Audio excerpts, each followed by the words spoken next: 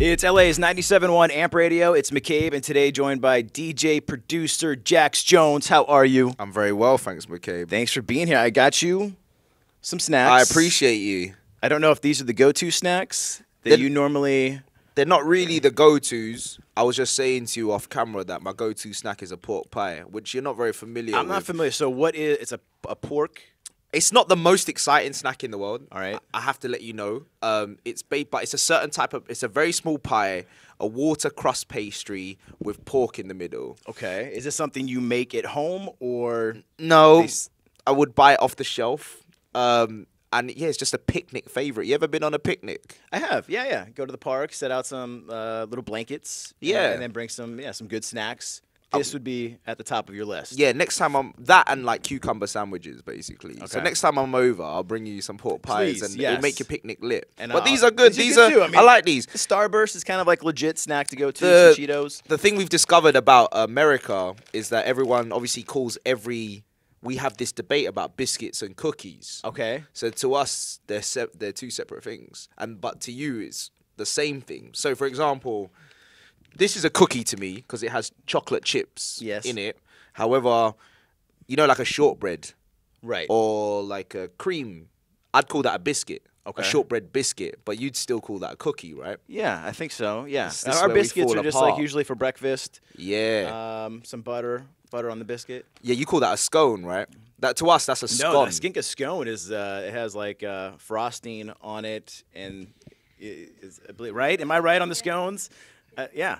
Hell no. No? Hell. Isn't there like a frosting on the scone? Like a blueberry scone?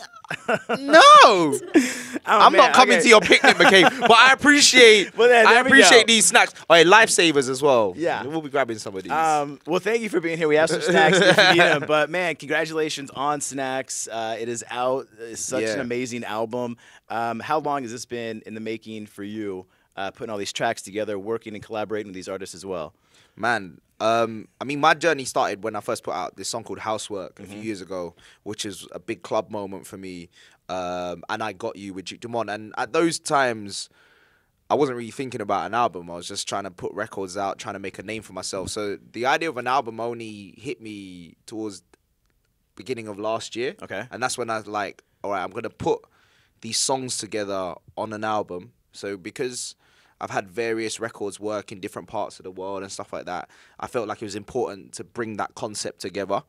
And then also start to think about, you know, deeper album tracks. So I started to collect that last year. I started writing songs with some songwriters out here and artists out here. New people being Tove Lo, who I'm a big fan of. Awesome. And...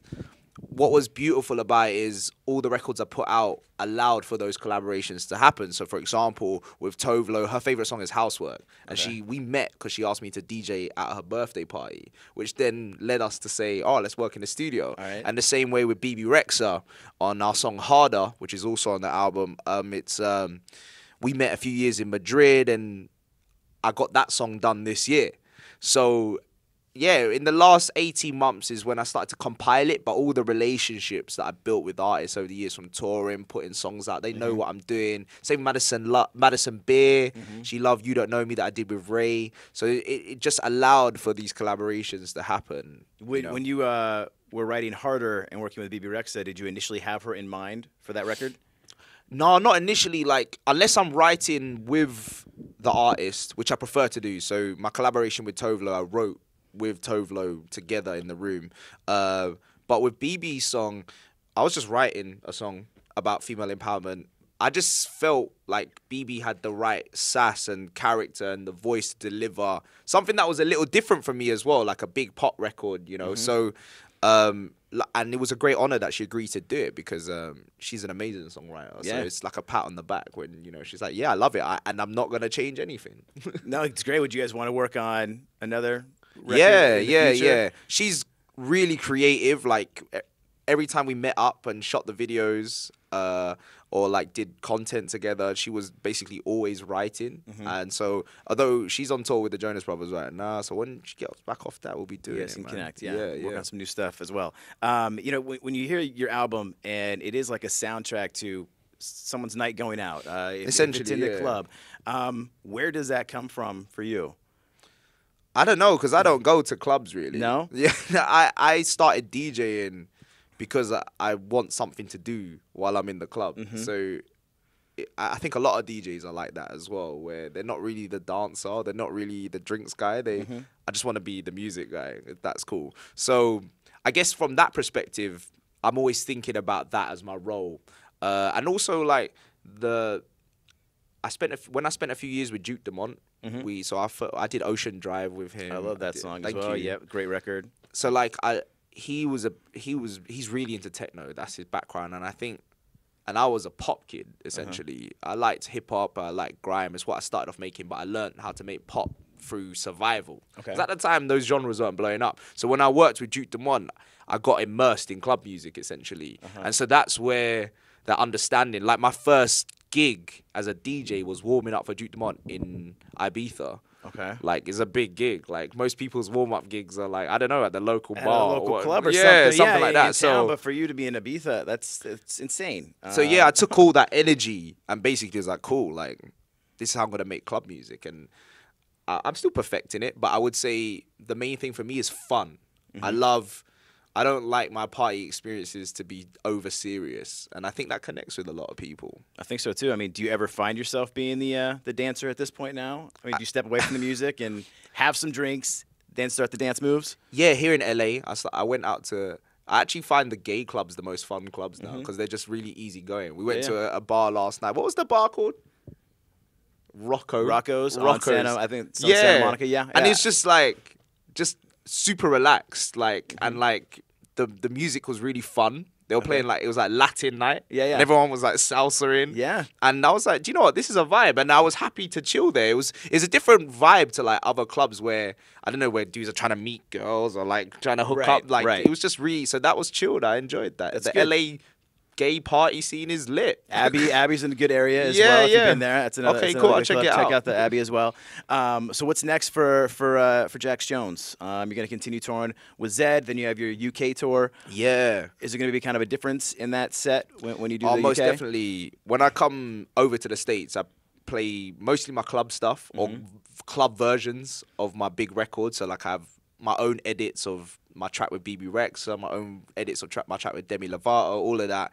Because over here, that's what it's about. You know, club, ravers, that's what we do. So even on Zedd's tour, whereas in the UK, it's a big production, which is worth seeing. All my fans that I hear that always say, why don't you come to tour to the US? It's expensive. Come to the UK and we'll show you how we do it. Like, we have a massive production, crazy visuals, and just the energy like is insane. And we're doing our biggest ever tour over in Europe at the moment with venues of about 5,000, so it should be good, man. Like, and I'm really excited. And then I'm looking to drop some club music, so I can come back here and be DJing Please again. do, yes. And I'm gonna call it Midnight Snacks. All right. Yeah, so that's the angle. Okay. And then I have a song about tequila, which I'm planning to drop. I'm just finishing, and I've been like giving some previews on the Zedd tour, and like people been hearing it over the last 6 months, and I think it's fire, bro. Like, this is the new one. Is it really? It's the new one. Okay. Where did this one come from?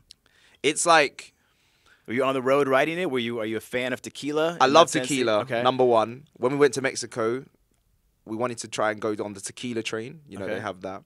And one day I was in the studio drinking tequila with Ray. Okay. And who was on You Don't Know Me, and we just wrote a song about tequila, and it just captures the energy of tequila so well. Trust me, it's good. Can we get a snippet? Can we hear something? When it's done. When it's done, completely done? Okay, when are we looking to possibly have December. tequila? December. All right, the party incoming. starts. The party starts the party in December. Starts in December. New Year's Eve, sorted. Okay. Christmas, sorted. Christmas party anthem. All about tequila. It's happening. Do you have a favorite tequila?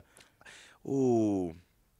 I like those kind of off-kilter ones. So, like, you don't even know what the brand is. Like, I got given, from the Mezcal region, this rare, like, a tequila with, like, it was in a test tube with, like, little goats on it and stuff. That's how you know. That sounds crazy. That's how you know. It didn't even have a name.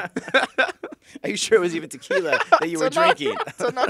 Well, next time you roll through, bring some tequila. I'll bring some snacks. Maybe we'll do the pork pie thing. Pork pie next time. Jax Jones, thank you so much for stopping by. 97.1 Amp Radio. Harder, the single is out. Snacks is out as well. We got some right here for you if you need some snacks. Jax Jones with 97.1 Amp Radio.